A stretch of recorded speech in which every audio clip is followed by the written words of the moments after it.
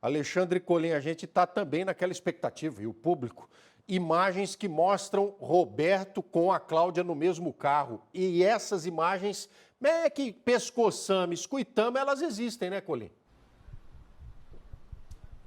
Confirmada essa informação, Rodrigo, pelo delegado que preside esse inquérito policial. Falei muito com o Dr. Clédson Nascimento hoje no período da manhã e ele me deu, inclusive, o endereço exato, onde, na realidade, eles já estavam juntos, viu, Rodrigo? E essa é a interpretação dessa imagem. O que acontece? A Cláudia, ela sai às 2h57 da sede da rua Rodrigo Romero, 2h47 no centro.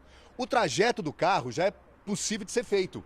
Já já a gente volta nessa situação, mas o que se sabe, Rodrigo, é que aproximadamente 23 minutos depois, por volta de 3h20 da tarde, há essa imagem de câmera de segurança, que ainda não foi divulgada, e essa imagem mostra os dois já estavam juntos, ou seja, se encontraram antes, e ali na quadra 2 da rua Maestro Oscar Mendes, no Pagani, bairro que já fica na zona norte da cidade, ali o veículo para, encosta bem pertinho ali de um terreno baldio, e aí a Cláudia sai do banco do motorista, dá a volta e entra no banco traseiro da Spin. E o Roberto Franceschetti sai do banco do passageiro e assume a direção. A partir daí, Rodrigo, já é possível fazer um trajeto desse carro. Como eu disse, ele sai da Rodrigo Romero, 2h57, que é exatamente o horário em que a Cláudia é vista pela última vez. Dali o veículo acessa a Avenida Nações Unidas, subindo em direção à Zona Sul. E aí o que acontece? Ato contínuo, Rodrigo, o veículo pega, acessa a rodovia Marechal Rondon e da rodovia Marechal Rondon ele entra no Meridota. Depois do Meridota ele passa no Pagani, e aí sim as imagens foram registradas. E depois do Pagani ele acessa a rodovia Cesário José de Castilho, que é a Bauru-Arealva. Anda aproximadamente ali da saída ou entrada da cidade, como queiram. Ele roda aproximadamente 10 quilômetros e aí chega nessa fazenda que é arrendada pela gigante de celulose, cuja sede fica em Lençóis Paulista. E ali, Rodrigo, esse veículo entra então nessa fazenda. Ele acaba andando, ou rodando, ou trafegando 2 quilômetros, plantação de eucalipto adentro, e aí num certo momento o veículo para. O que aconteceu ali a gente ainda não sabe. E aí depois o veículo sai dali, volta pelo mesmo caminho, anda os 2 quilômetros, acessa a Cesário José de Castilho, volta para Bauru, mas ele não entra na cidade. O que o motorista faz? Ele acessa a Bauru Marília. E aí ele roda toda a Bauru Marília até o acesso, até a rotatória que dá acesso ao bairro Vila Dutra, que fica no extremo oeste da cidade. E ali o veículo é abandonado, inclusive com a chave ali no guarda-sol. Evidentemente, Rodrigo, que toda essa situação, ou toda essa comprovação a respeito desse trajeto, a polícia já tem imagens de câmeras de segurança que dão ou que indicam esse trajeto feito pelo veículo, e mais do que isso, aquilo que é considerado incontestável ou inconteste numa investigação, que são as informações passadas a partir ou através da quebra do sigilo telefônico. E por que isso aconteceu? Porque num certo momento havia a possibilidade de que os policiais civis pudessem acessar a movimentação do aparelho celular de Roberto Franceschetti Filho, ou seja, a movimentação do celular e também do seu dono que o porta, o carrega. E esse rastreamento, essa triangulação, através das ERBs, que são as antenas, as estações de rádio base, que são, na verdade, antenas que fazem a ponte entre os celulares que portamos e as operadoras. E aí esse sinal emitiu uma localização e deu à polícia a possibilidade de ter a chance, não é, de rastrear todo esse trajeto feito pelo veículo, até que ele foi abandonado na região da Vila Dutra e encontrado no dia seguinte.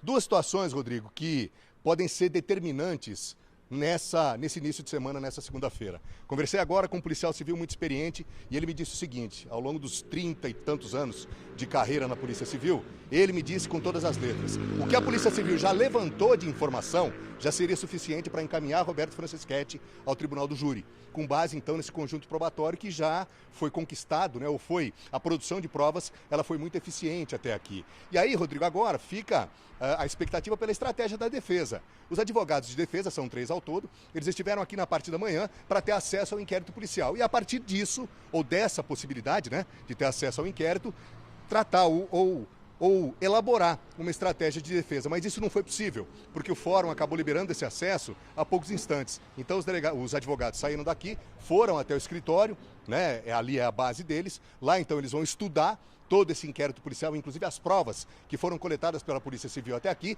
e aí eles retornam para cá. Quando isso acontecer, aí sim será prestado o depoimento formal, oficial, com conteúdo jurídico do Roberto Franceschetti Filho, que não aconteceu. Havia a previsão inicial de que o depoimento fosse agora no período da manhã, tanto que o Roberto Franceschetti, depois de ficar preso 3 dias e uma noite na cadeia pública de Pirajuí, foi trazido para cá, depois de 3 dias e uma noite preso, para que esse depoimento pudesse ser prestado no período da manhã. E isso não aconteceu. Portanto, existe essa expectativa, inclusive de os advogados de defesa tentarem um remédio jurídico para reverter a prisão temporária de 30 dias. Um desses remédios seria exatamente a possibilidade de um habeas corpus, mas isso ainda não aconteceu.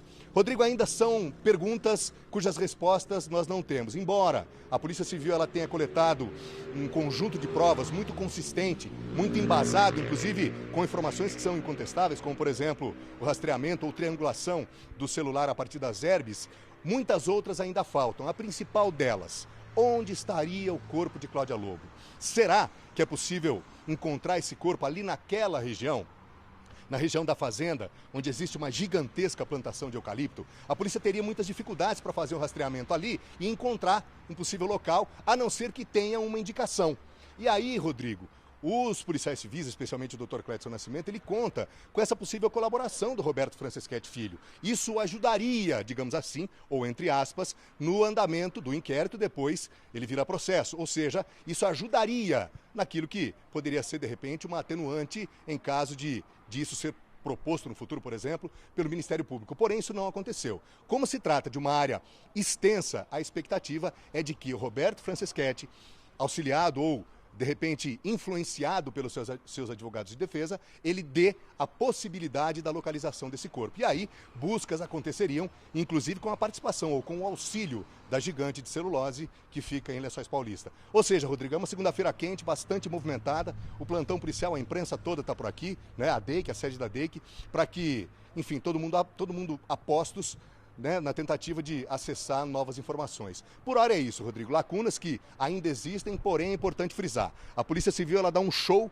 de investigações, tanto que o que foi levantado agora, segundo as palavras desse experiente e competentíssimo policial civil com quem eu conversei, essas provas já seriam suficientes para condenar o Roberto Franceschetti Filho e levá-lo ao tribunal do júri. Agora, resta a possibilidade ou a chance de que os advogados o convençam a dar o paradeiro do corpo. E isso, obviamente, seria uma situação que, desde que oferecida, evidentemente, não é, pelo Ministério Público e chancelada pela Justiça, poderia, de repente, ser uma colaboração premiada, é um termo que é muito comum hoje em dia, mas isso, repito, ainda não aconteceu. Expectativas imensas, Rodrigo, e a nossa equipe segue acompanhando.